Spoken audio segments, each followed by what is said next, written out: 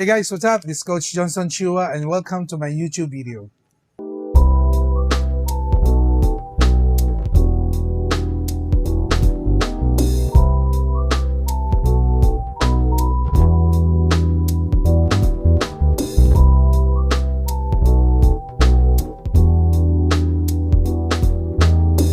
Alright guys, okay, so dito na naman po tayo, pagpasok na naman ng 2026, no? At medyo sinasalubong po natin Fire Horse. And alam ko marami po sa inyo mga nagtatanong, ano ba mga klase ng mga charms or mga things sa mga amulets na pwede nating ilagay sa bahay para to activate din yung good luck or swerte dun sa ating bahay rin po natin, pwede rin po sa office or kahit sa mga establishmento po natin. Okay? So ngayon meron po tayong mga tinuturo po dyan, yung tinatawag nating complete pluck activations. Okay?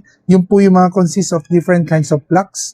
Okay, na pwede po natin idikit yan sa mga north, south, east, or west. Okay? Bakit po ba natin gusto gawin to? Kasi alam niyo po, meron tayong tinatawag na flying star chart. Okay? So pag tinignan niyo po yung sa book po natin, okay, I hope lahat po kayo meron na po ng libro po natin as your guidance. Okay? So kailangan po meron kayong Feng Shui Guide 2026. And then pag titignan niyo po, pupunta lang po tayo dito sa page.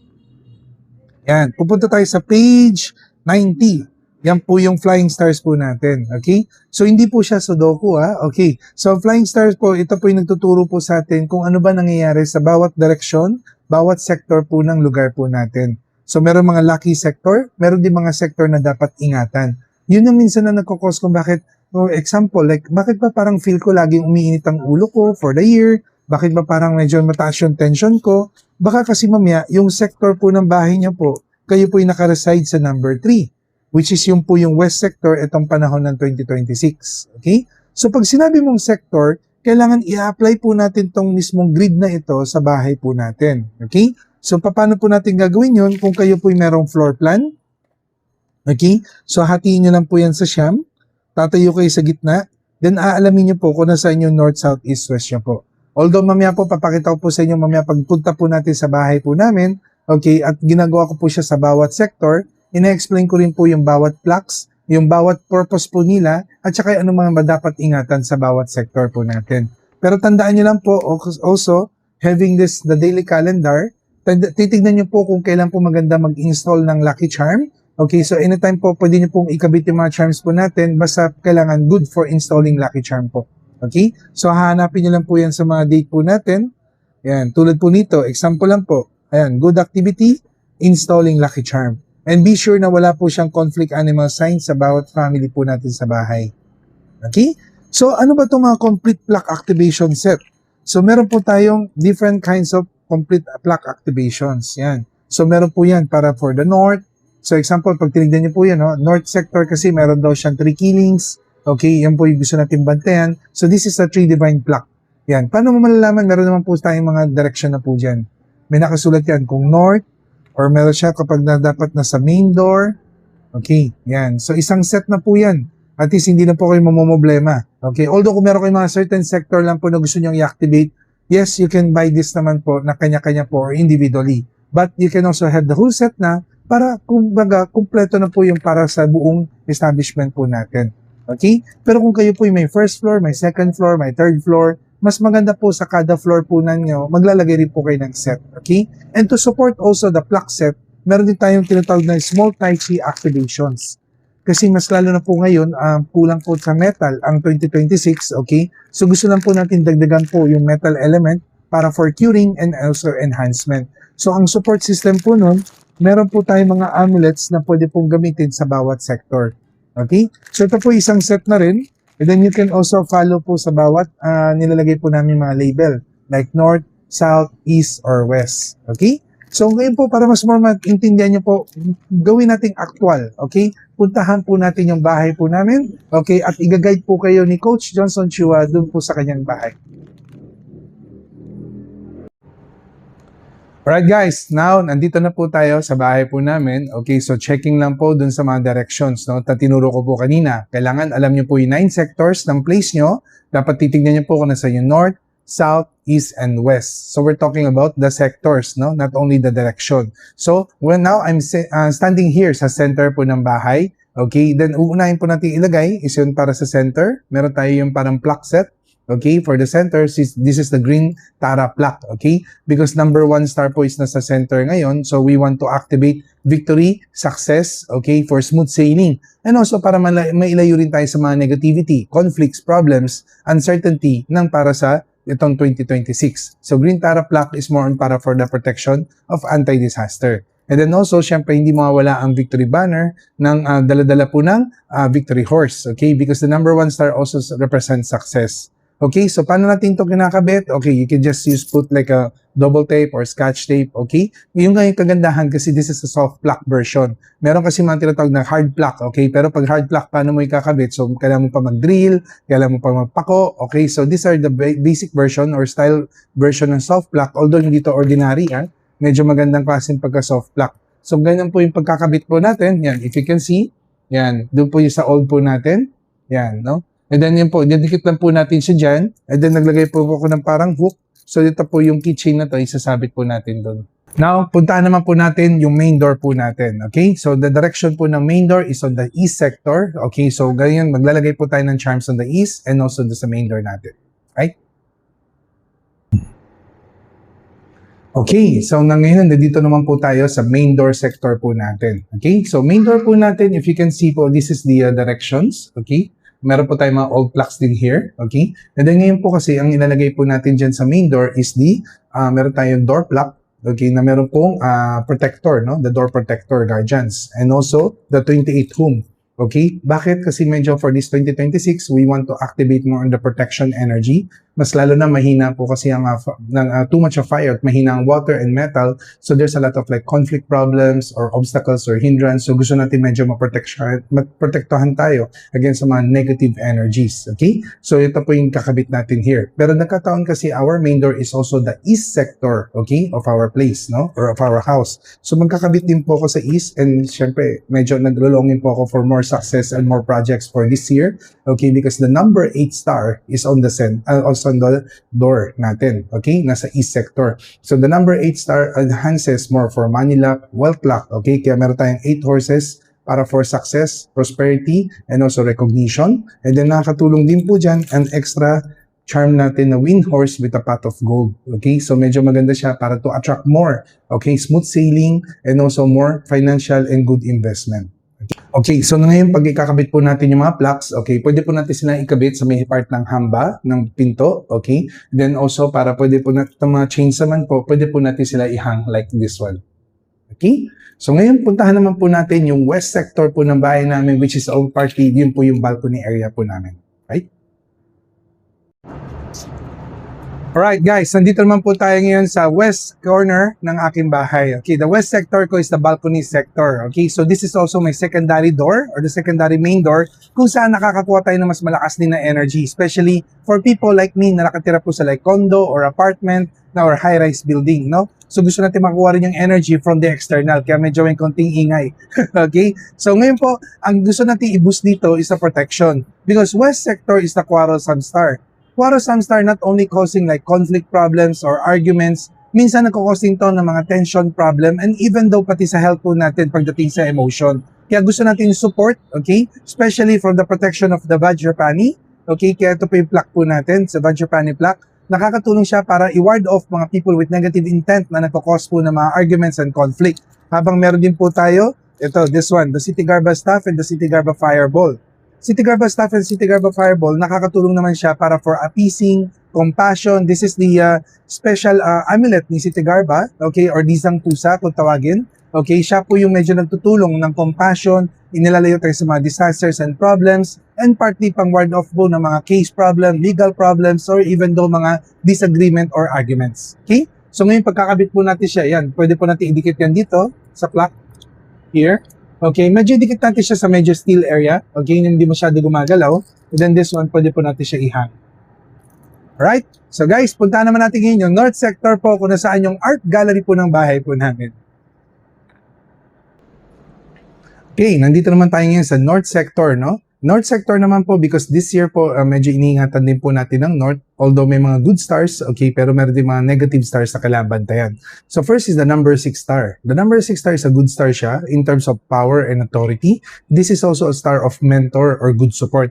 Kaya meron tayong noble plaque dyan, okay? The noble plaque can enhance more on like helpful people, good support, tsaka minsan pag para sa ating mga naghahanap ng mga rightful mentors, mga pwede mag-support sa atin or mag-assist sa atin o mag-guide sa atin. And alam niyo po, ang number 6 star is also a wish fulfilling star, okay? Kaya pag na-activate niyo po itong sector na to, pati mga wishes niyo po, pwede po matupad po doon.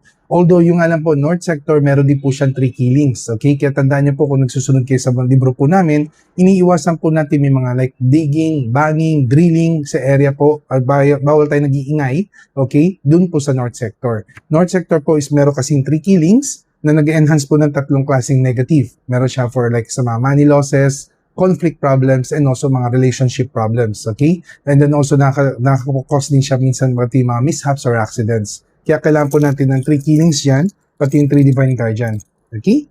So ngayon po, ikakabit po natin to dito po sa area ng north, okay? So you can put it naman here, banda, okay? Like for me, this is parang may mga picture wall kung saan nag-design yung aking mga anak ko ng art nila, pero nilagay ko po sa taas para lang hindi po nila masyado magalaw, okay? So pwede po idikit doon, and then you can also hang it there. Okay? So guys, ngayon naman puntahan po natin yung northeast sector, okay? Para ma-activate po natin. This is my office area. Okay guys, nandito naman po tayo ngayon sa northeast sector, which is aking mahiwagang office, okay? So this is very critical for the place for me kasi this is where I do a lot of planning, ideas, okay? Dito ko rin po sinusulat yung ating mga libro, okay? Para sa atin, sa mga every Chinese New Year po natin, like yung mga books, okay? And also kung ginagawa ko para for our GYF, everything, yan. So very critical po itong area na to. And good thing po for this 2026, okay? The number 4 star is on the northeast sector, okay? Because number 4 star is good para for relationship, good network, good connection, and also good for education luck. So napakaganda to as an office kasi kailangan natin ito mga good decision making, okay? Kaya, or sa mga people din, sa mga like students, so gusto nila para for studies, they can also use this sector, okay? Kaya minsan dito po yung mga anak ko rin minsan pag ginagawa nila mga projects nila, okay? Kaya paano natin siya activate? So we have the plaques of the Saraswati. Okay? And si Saraswati kasi is medyo maganda siya para for good relationship and love energy. Pero meron din kasi siya mga scholastic power. Okay? So nakakapag-boost siya ng wisdom, creativity, or creations like that. Although kailangan natin supportahan ng pagoda, okay, is the metal pagoda. So nakatulong siya more on para for focus and concentration, okay? And then because of syempre ang northeast sector is also a love sector because the number 4 stars also to activate love energy or for couple to get much more better, stronger relationship. You can also hang a double happiness. Okay, yan, the double happiness po, no? So for me, syempre ito po is option po sa akin kung ilalagay ko po siya here. But because my bedroom is not on the northeast, so pwede ko po itong ilagay din kahit sa mismong bedroom ko. Okay, pero kung nagkataon po northeast sector nyo po is a blank space or sa bedroom nyo po, okay, gusto nyo i-activate yung love, yeah, pwede nyo po siyang i-hang sa northeast sector. Especially if your main door is nasa northeast. Okay, so paano natin ilalagay? So you can put it on the clock. Yan, pwede po natin dikit here. And then also the charms, yan, pwede po natin sila hang here. Yan, kasama na ni Capybara. Alright. Okay, so now ipuntahan po natin yung northwest sector which is the bedroom of my children. Okay, ngayon nandito po tayo sa northwest sector which is the bedroom of my children. Okay, and you know, northwest is medyo binabantayan ko yan kasi this is one of the critical area which is nandito po ngayon yung illness star or sickness star. That's why medyo much more dapat kong bantayan tong area na to, mas lalo kung nandito po natutulog yung mga kids. If you have an extra room in your house, maybe pwede can transfer first if ever. But pero syempre kapag medyo maliit lang po yung bahay natin at you cannot totally transfer, that is the time that where we put also mga charms protection natin. Okay, kung kaya natin mas more palakasin po natin. Okay? So basically now, medyo kinabit ko na nga po. Okay? So meron tayong dito, the medicine plaque. Okay? The white Tara plaque. Yan. Because white Tara is also known as for longevity plaque. Okay? Or longevity Tara. So tumutulong siya more on para to protect you against sa mga illness, major illnesses, tsaka mga major sickness problems. And also para sa mga medyo tumatagal na mga sakit. Yan. Tinutulungan po niya para ma-heal po kagad yun. And then also very important to have a wulu. Okay, although for me, I want to hang a wulu as for the good luck charm. Okay, pwede natin i-hang yan on the northwest sector mismo ng bedroom or you can also hang this one on the main door ng mismong bedroom po. Okay? Pero for me po, because of, syempre, this is a critical place, I also want to put a bigger wulu, okay, na item. Okay? Kasi para syempre, mas more malaki yung protection and more metal element because kailangan natin ng metal element for this 2026. Okay? Kaya meron po ako nilagay po dyan. Meron akong wulu, meron akong amethyst on this sector para mas more mabantayan ko po yung mga anak ko po. Okay? So ngayon puntahan po natin yung southwest sector which is our master bedroom. Okay, now, nandito naman po tayo sa master bedroom which is sa southwest sector, okay? So, southwest sector naman po ang medyo iningatan po natin this time because we have the number 7 star which is also represent as burglary or robbery star. Okay, syempre alam po natin ako, this is a master bedroom. Medyo kailangan maging maingat po ako sa mga investments, cash flow problems, okay, or mga money losses, okay? And also number 7, minsan nakakapag-cause din siya ng mga scandal problems or mga, minsan also nakakapag-cause din siya ng money losses, okay? Kaya dapat medyo maging maingat po tayo. And minsan, alam mo po, ang 7 din po, minsan nagtitrigger din po yan ng temper, emotional instability, okay? Kaya minsan gusto rin po natin protectionin yung self natin against sa mga ganong bagay. So, pinaka number 1 panlaban po sa anti-burglary, okay? Para sa mga like mga robbers or cheaters, yan po, this one. Meron tayong tinatawag na anti-burglary plaque, okay? Which is has the rhino elephant. And also, syempre yung amulet po na rhino elephant. Kung napapansin niyo po, no, in every sector, hindi lang po plaque, naglalagay rin po tayo ng mga amulets because of additional power po siya as a metal element to counter the problem of so for the year. Kasi because of medyo mahina po ang metal element po natin, gusto rin po natin i-boost, okay, yung mga metal energy po as a cure, enhancer, and also pang ward off po ng mga negative energy.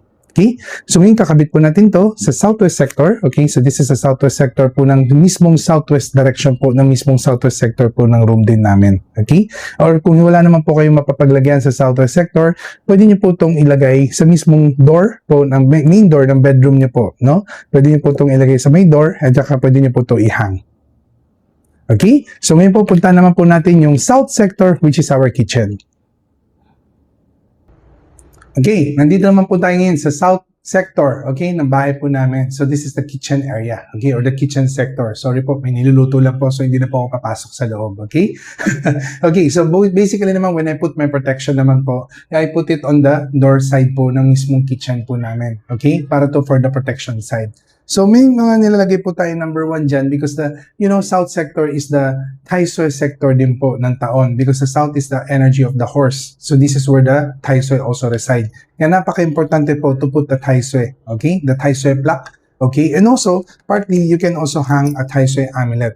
The difference lang, sabi ng iba, bakit may Tai Sui plaque na ako, may Tai Sui amulet pa ako, okay? So the Tai Sui plaque and the Tai Sui amulet, same naman po yung trabaho nila. The difference lang, nakaka-add-on purpose po yung metal element mismo ng amulet, okay, as an warding off the negative energy. Habang yung plaque naman po, tumutulong siya more on para for like para siyang excuse letter to appease the energy of the Tai Sui para hindi po siya mag-cause ng any obstacles, hindrance para sa atin.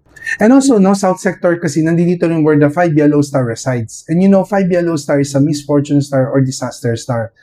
And partly nakakakos din tong 5 yellow star, no? Mga disaster problems, okay, money loss problems, health problems, and partly may mga obstacles and hindrance din na nangyayari. Kaya medyo iningatan din po natin yung 5 yellow star, okay? Mas lalo na this is the area na talagang pinaka no-no, no? No na walang galawan in terms of like yung mga digging, banging, or any renovation, okay? Kaya maglalagay po tayo dyan ng ating tinatawag na Heart Sutra, pagoda, pang protection, and also Heart Sutra, okay? So ito po yun, may Heart Sutra plaque and Heart Sutra pagoda. Isasabit po natin yon dito po sa south sector po natin in here.